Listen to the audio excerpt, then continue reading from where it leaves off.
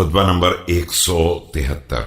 آپ علیہ السلام کے خطبے کا ایک حصہ رسول اکرم صلی اللہ علیہ وآلہ وسلم کے بارے میں اور اس امر کی وضاحت کے سلسلے میں کہ خلافت کا واقعی حقدار کون ہے۔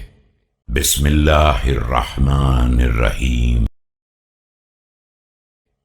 رسول خدا صلی اللہ علیہ وآلہ وسلم امین وحی وخاتم رسول وبشیر رحمتہ ونذیر نقمتہ، پیغمبر اسلام وحی الہی کے امانت دار اور خاتم المرسلین تھے، رحمت الہی کی بشارت دینے والے اور عذاب الہی سے ڈرانے والے تھے۔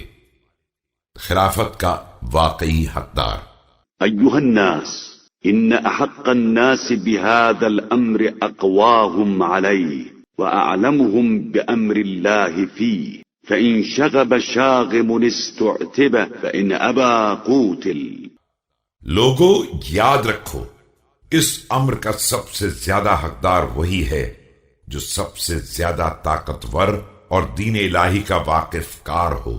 اس کے بعد اگر کوئی فتنہ پرداز فتنہ کھڑا کرے گا تو پہلے اسے توبہ کی دعوت دی جائے گی، اس کے بعد اگر انکار کرے گا تو قتل کر دیا جائے گا۔ ولعمری لئن كانت الامامة لا تنعقد حتى يحضرها عامة الناس فما الى ذلك سبيل، ولكن اهلها يحكمون على من غاب عنها، ثم ليس للشاهد ان يرجع ولا للغائب ان يختار۔ میری جان کی قسم، اگر امامت کا مسئلہ تمام افراد بشر کے اجتماع کے بغیر طے نہیں ہو سکتا ہے تو اس اجتماع کا تو کوئی راستہ ہی نہیں ہے۔ ہوتا یہی ہے کہ حاضرین کا فیصلہ غائب افراد پر نافذ ہو جاتا ہے، اور نہ حاضر کو اپنی بیعت سے رجوع کرنے کا حق ہوتا ہے اور نہ غائب کو دوسرا راستہ اختیار کرنے کا جواز ہوتا ہے۔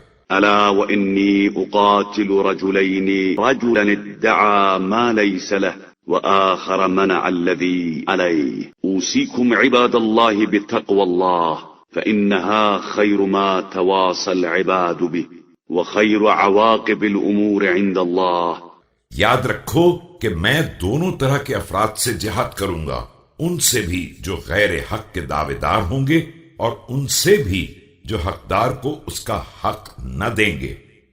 بندگان خدا، میں تمہیں تقوی الہی کی وصیت کرتا ہوں کہ یہ بندوں کے درمیان بہترین وصیت ہے اور پیش پروردگار انجام کے اعتبار سے بہترین عمل ہے۔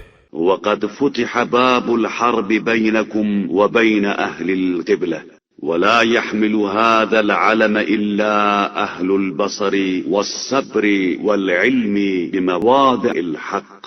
دیکھو، تمہارے اور اہل قبلہ مسلمانوں کے درمیان جنگ کا دروازہ کھولا جا چکا ہے۔